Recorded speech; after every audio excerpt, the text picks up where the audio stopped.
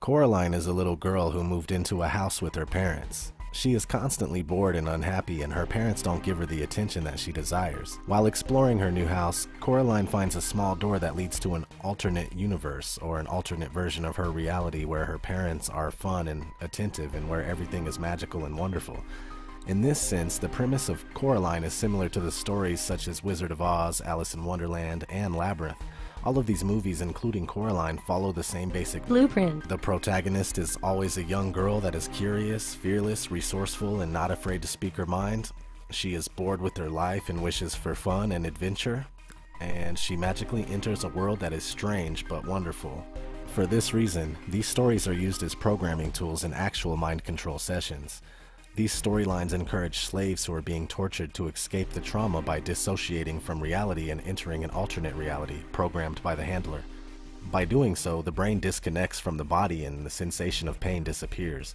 While watching The Wizard of Oz, slaves are told to go over the rainbow, and while watching Alice in Wonderland, you must walk through the looking glass. Coraline follows a similar script as the protagonist goes through a small door to access the wonderful alternate reality. This world is everything Coraline wishes for, but there is one small hiccup. It's totally fake and created by the sadistic handler to manipulate her. Let's look at the movie's protagonist. Coraline is voiced by Dakota Fanning, a child star that was about 15 years old when working on the project. And she also has appeared on other MK-themed movies, such as Hide and Seek. The character appears to have a magical side. At the beginning of the movie, she is shown practicing the ancient occult activity of dowsing, or water witching.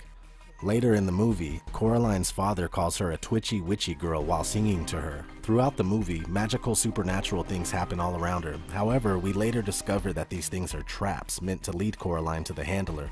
All of these scenes allude to the witchcraft aspect involved in MK programming. At one point, YB gives Coraline a strange gift, a doll that looks just like her. In MK symbolism, dolls represent the slave's alter persona. Coraline will call this doll Little Me. Coraline brings this doll everywhere she goes. However, sometimes the doll appears to lure Coraline to places where the handler wants her to go, the alternate world, or in MK terms, dissociation. Coraline finds a small locked door in her house. When her mother unlocks it, the door leads nowhere. However, at night, Coraline is led back to the door and she finds out that it leads to an alternate reality. And it's also purple. Purple is the color of mind control, hence purple haze, whatnot. When Coraline goes through the door, she enters back into her house, but everything is slightly different. Everything in the other world is tailor-made to charm Coraline and fulfill her needs, which are the needs of all children, like receiving attention from parents, having fun, and discovering wonderful things.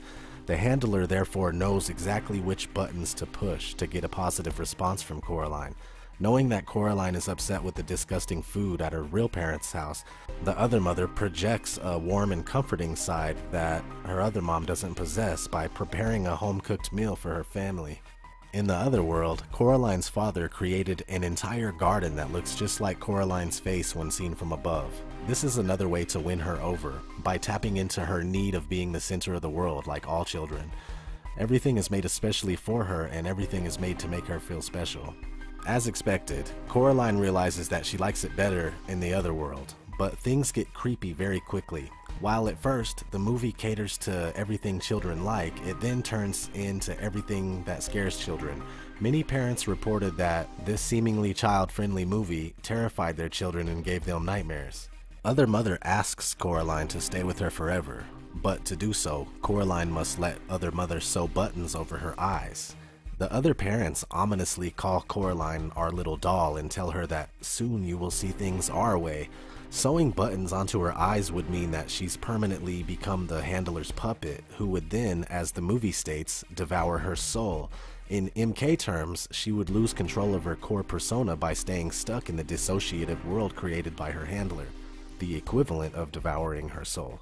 The concept of eyes and lack thereof is extremely important in this movie, as it is in actual MK programming symbolism. While the occult elite represents itself with the all-seeing eye, mind control is represented by removing eyes, causing the slave to lose sight of reality. Here's a movie poster featuring the all-seeing eye inside of a triangle, and it's not even disguised. When Coraline refuses the button deal, the other mother gets angry and we see her true form. a skeletal spider-like monstrosity. Coraline is then locked in a room where she finds the ghosts of other kids who became the handler's slaves. In this scene, the ghosts are hiding one eye while asking Coraline to find their eyes, the only way their souls will be freed. To find the ghost children's missing eyes, Coraline must use a symbolic tool, a triangle with a hole in it, otherwise known as a hagstone or witch's stone, and it's totally played into another all-seeing eye. The ghost children call the other mother the beldam, which means ugly, evil-looking old woman. The word also resembles the term Grand Dame, the title given to important women in the Illuminati mind control system.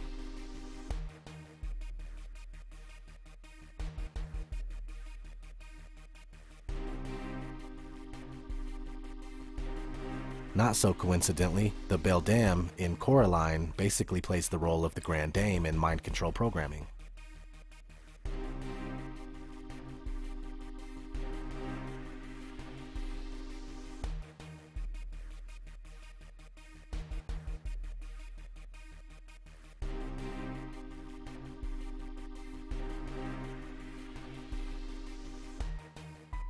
In Monarch Mind Control, the Grand Dame is one of the 3 people that assist in the programming of young slaves, like in Coraline. The Grand Dame is somewhat of a twisted mother figure.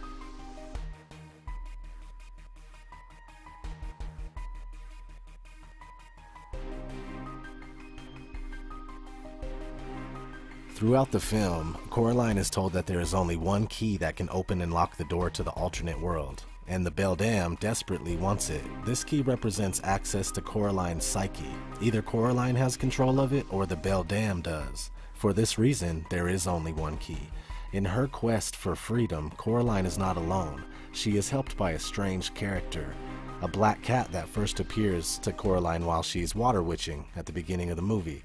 In European folklore, black cats were believed to be witches' familiars, spirits who aid and protect them while they accomplish their magical work. In Coraline, the black cat basically plays the same role and becomes vital to her succeeding. While the cat appears to Coraline in the real world, he also appears in the other world, and with no buttons on his eyes, I might add. Furthermore, when in the other world, the cat can also speak with her. The cat also seems to know a lot about the beldam and the world she has created. In this scene, the black cat shows Coraline how the other world is a fake construct created by the beldam to lure Coraline. In MK terms, the black cat is showing Coraline the confines of the dissociative world. While the black cat appears to be of great help, he also tends to lead Coraline into the beldam's traps. In this scene, the black cat leads Coraline back to the portal to the other world, causing her to dissociate again. So is the black cat helping or manipulating Coraline? The very end of the movie might provide an answer to that. After some adventuring, Coraline saves the ghosts by finding their eyes and destroying Beldam's constructed world. She then throws the key to the other world, which represents her psyche, down the magical well she found while water witching. Coraline then happily goes back to her real world and tries to make the best of her real life. Her family organizes a party in the garden, the same garden that was made to look like Coraline in the other world. As the view of the garden pans out, observant viewers might realize something odd. The garden is shaped like the face of the beldam. While many viewers probably did not even notice this almost subliminal tidbit, it has a heavy meaning. It represents the beldam imprinting Coraline forever. We're left with little hints that things might not be all so well and good. The movie ends with the black cat magically disappearing behind the post. To me, this is emblematic of the alternate world still being present. While at first glance, the movie Coraline appears to be a cautionary tale about appreciating what you've got and not falling for things that are too good to be true, the movie's dark and twisted imagery hints to a deeper concept. As proved by a number of screenshots used in this video, the movie contains a wealth of subtle symbols that tell their own story, one that is laced with occultism and the dark process of monarch mind control. The entire movie is based on the symbolism of a menacing hand, representing the handler, manipulating a young girl, luring her into a world created to appeal to her psyche. When Coraline escapes, dissociates to the other world, the concept of buttons replacing eyes represent the illusory nature of this world and the blindness of those trapped in it. In the end, Coraline appears to vanquish her foe, but as subtle symbolism suggests, she might have simply done exactly what was expected of her all along. This movie, which features visuals based on the comforting feel of arts and crafts, nevertheless alludes to mind control. In short, It is deception at its finest, as it is the case with many other works in the mass media. Coraline's hidden meaning could only be understood by those who have eyes to see. Unfortunately, most people still have buttons.